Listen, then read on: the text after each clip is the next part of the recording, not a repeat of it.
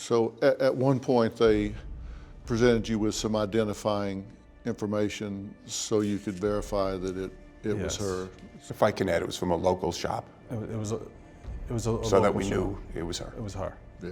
And there was at least 4 people in that area that were missing around the same time. One of those persons actually has also recently been found, but there was another girl out there who would closely match the description of Gabby, so that's why they wanted to be very careful about saying we found remains and before the coroner can positively identify. So you had to make this call to Nikki, her mother, and Joe and Tara. Yeah. That had to be the hardest call of your entire life. Yes. We were all crying in the room. You know, couldn't believe it because we were holding out for hope. I knew what we were potentially going to find when we came here, and I felt that it was my responsibility to make that call. And I was able to compose myself, and we got everybody on a conference call, and I was able to relay it to everyone. Nikki, what did he say to you when you were on that call? What do you remember? He said that they found remains, and we knew it was Gabby, even though we were hoping it wasn't. It was the hardest thing I've ever had to listen to, and it didn't hit me right away, and for a few seconds. But I knew she was gone. As a mom, I knew she was gone. You're just instinctually, you knew. Mm-hmm.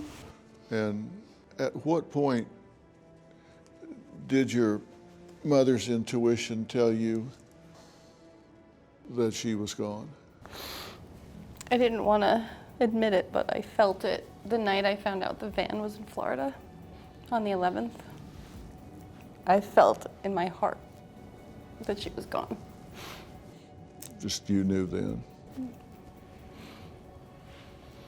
Tara, what went through your mind when you heard this? At first, I didn't want to believe it. I think my body just went into shock.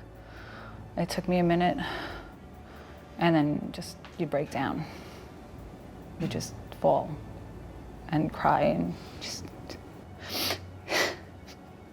it's horrible. It's just horrible, horrible, horrible. Because you have all this hope that maybe she will be found, and you know that it can happen, and it's horrible. At that point, it hits you, and then the questions start pouring. You know, how did this happen? Why did this happen? What could have been done? You know, what did you miss? You start asking yourself a million questions, of course. Mm-hmm. What did you say to yourself, Joe? You know, listen, I can Monday morning quarterback this all day long. You know, maybe if I pushed harder, you know, to not do it or plan better, or there's really, she's 22. This is not a 14-year-old girl, you know, going on a school trip here. You know, she's an adult, and she's got to make her decisions. So we respected her decisions. We tried to, all of us, tried to best prepare her, and she knew what she was doing. This is not like she decided to, you know, yesterday that she's going on a 3-month trip here, you know? She planned this for a while, for like a year and a half, and that made me feel more confident. And anything that I think about in terms of changing it, it's just gonna make me go down that rabbit hole, and that's just not gonna help me either. I mean, you can play what if we'd done this, what if we'd said that, what if we'd done this, what if we'd have seen that.